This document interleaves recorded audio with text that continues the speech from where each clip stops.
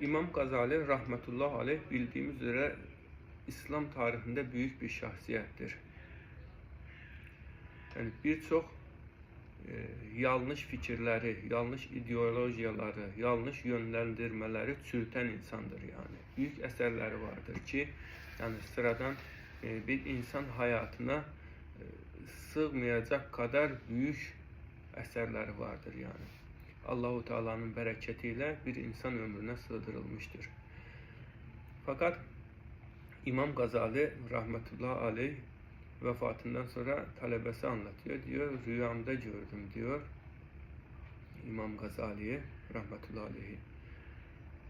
Cennet bahçesinde gördüm diyor. Ne güzel diyor. Sen diyor talebesi diyor ki İmam Gazali'ye rüyasında. Ne güzel sen bu kadar Allah yolunda çalıştın, mücadele ettin, büyük mücahitsin, eserler yazdın, yanlış fikirleri çürüttün, insanları hakiki inanca, Allah inancına yönlendirdin.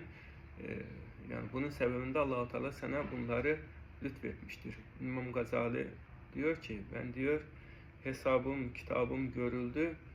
Yani bunlar Allah katında Allah-u Teala'nın değer verdikleri değerlidir.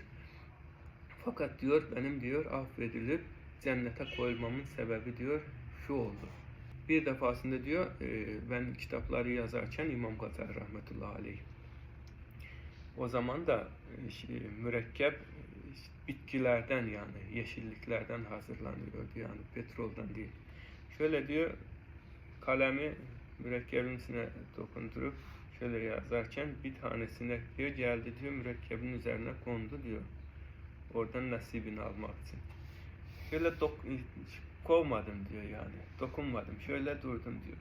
O sinek diyor yani iyice yedi, karnını doyurdu. Karnını doyurduktan sonra uçtu gitti. Ondan sonra yani yazmaya başladım diyor yani böyle güzel bir şekilde yani hatta böyle ikram ettim yani sineği hiç rahatsız etmedim diyor. Yani hiç yani aklımın ucundan bile geçmez ki yani bu amel defterimi bir amel olarak yazılar. Yani. Allah-u Teala diyor o kadar samimiyet olmuş ki içinde yani o işi yaparken.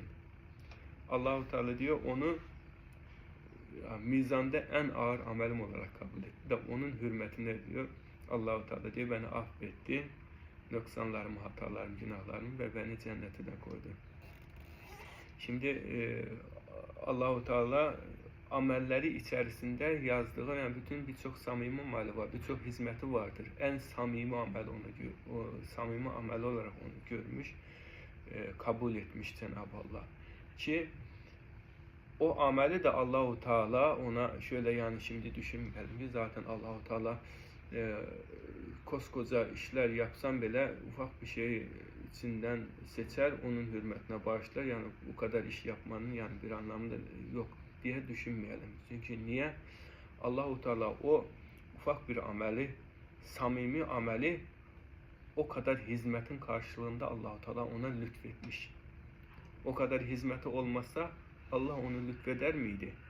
Ki zaten o kadar hizmet olmasa, o kitapları yazmasaydı o kalemi, o mürekkebi batırıp şöyle şu hale gelene kadar şu durumu, şu manzarayı yaşamazdı. Ki Allah-u Teala o ameli de ona nasip etmezdir. O amellerin, o yaşantının, o mücadelenin, mücahitliğin, o hizmetin hürmetine Allah-u Teala o samimiyeti, o küçücük affedilecek bir kıssanı Allah-u Teala ona lütfetmiş ve onun hürmetine de Allah-u Teala onu bağışlamış ki yani kimini başka bir sebepten, kimini büyük bir, kimini küçük, kimi farklı şeylerden bilemeyiz. Allah-u Teala sevdiği kullarını muhakkak bir sebep kılar ve onun hürmetine de onları affeder. Yani işin içerisinde mühim olan nedir? Samimi olmak. Samimi bir iş yapmak.